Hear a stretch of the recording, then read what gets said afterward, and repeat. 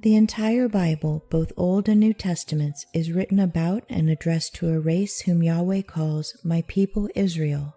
They are not and never were Jews.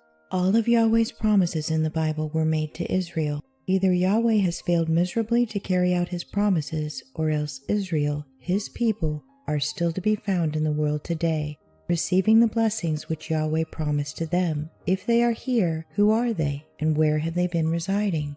From the time of the Exodus from Egypt, the people Israel were organized into a nation of 12 tribes, just like the United States of 50 states. After they entered the promised land of Palestine, Israel continued as this 12-tribed nation until the death of Solomon.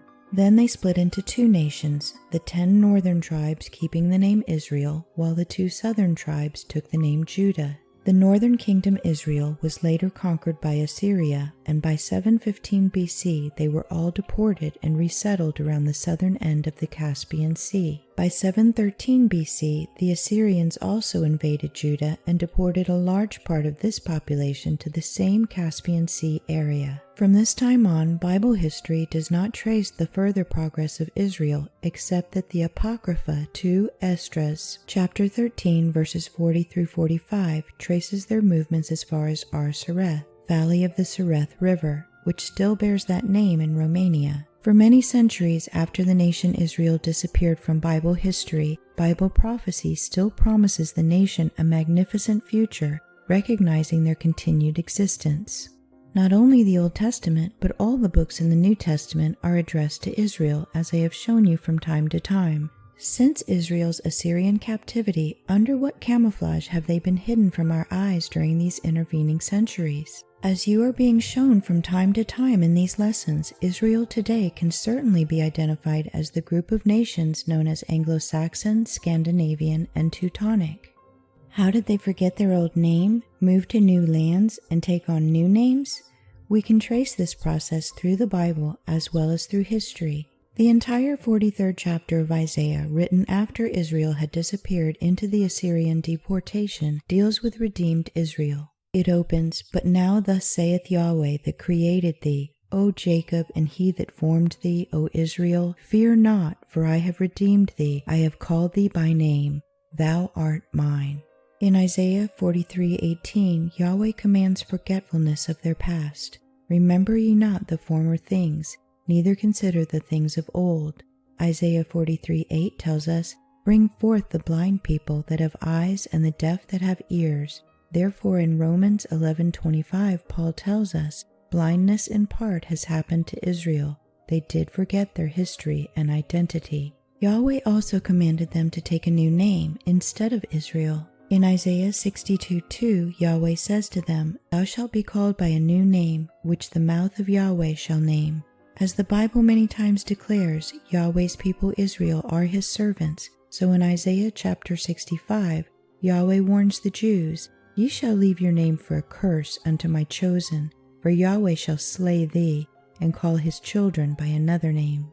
In Genesis 22:12, Yahweh told Abraham, "In Isaac shall thy seed be called." We say Isaac, but the Hebrew accents the last syllable. Perhaps this is why they have been called Isaac's sons, or Saxons.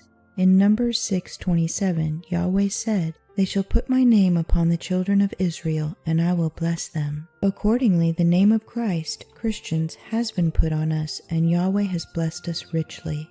In Deuteronomy 28:10, Yahweh added, "And all the people of the earth shall see thou art called by the name of Yahweh, and they shall be afraid of thee." This was true for centuries until Christ-hating traitors in our own government have made us despised in the world. While all of the 12 tribes were living in Palestine and King David was on the throne over them, Yahweh promised in 2 Samuel 7:10 and 1 Chronicles 17:9, "I will appoint a place for my people Israel, and will plant them, that they may dwell in a place of their own, and move no more. Neither shall the children of wickedness afflict them any more as before time." This looked into the future. It could not be Palestine, both because they were already there and because they did have to move from there. Hence, it prophesied their migration to new lands given to them by Yahweh. These were left empty, awaiting their arrival, according to the promise in Deuteronomy 32 verse 8.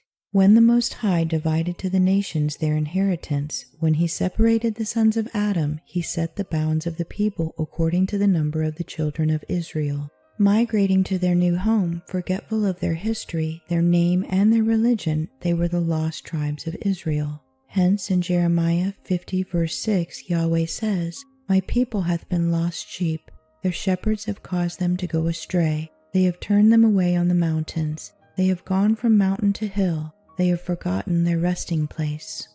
In Ezekiel chapter 34, Yahweh promises, "So I will seek out my sheep and will deliver them out of all places where they have been scattered in the cloudy and dark day."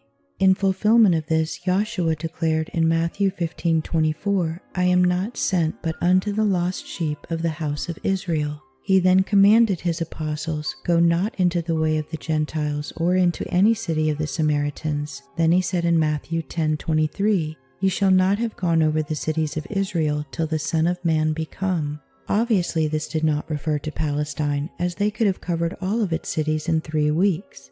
Joshua spoke of Israel in its new lands. In new lands, under a new name, speaking a new language, Israel was hidden, camouflaged until the time should come to reveal them. However, they were not hidden from Yahweh, who said in Hosea 5:3, "I know Ephraim and Israel is not hid from me, but you have been camouflaged."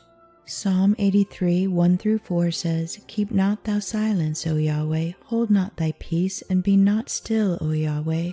For lo, thine enemies make a tumult, and they hate that thee have lifted up their head. They have taken crafty counsel against thy people, and consulted against thy hidden ones. They have said, Come, let us cut them off from being a nation." So the Antichrist internationalist traitors have conspired to cut us off from being a nation, to make us a conquered province of the United Nations world government. In Isaiah 61:9, Yahweh says of us, "And their seed shall be known among the nations, and their offspring among the people. All that see them shall acknowledge them, that they are the seed which Yahweh hath blessed." So today all of the rest of the world say we are the have nations, richly blessed by Yahweh, while they are the have-not nations. When will this camouflage be removed? Isaiah chapter 25 opens with Yahweh's promise of protection for us while he destroys the pagan United Nations and removes our camouflage. Farrer Fenton's modern English translation of the Bible is the clearest on this. "Then Yahweh will remove on this hill the veil veiling the tribesmen and the covering that covers it from all the heathen. It will have served its purpose."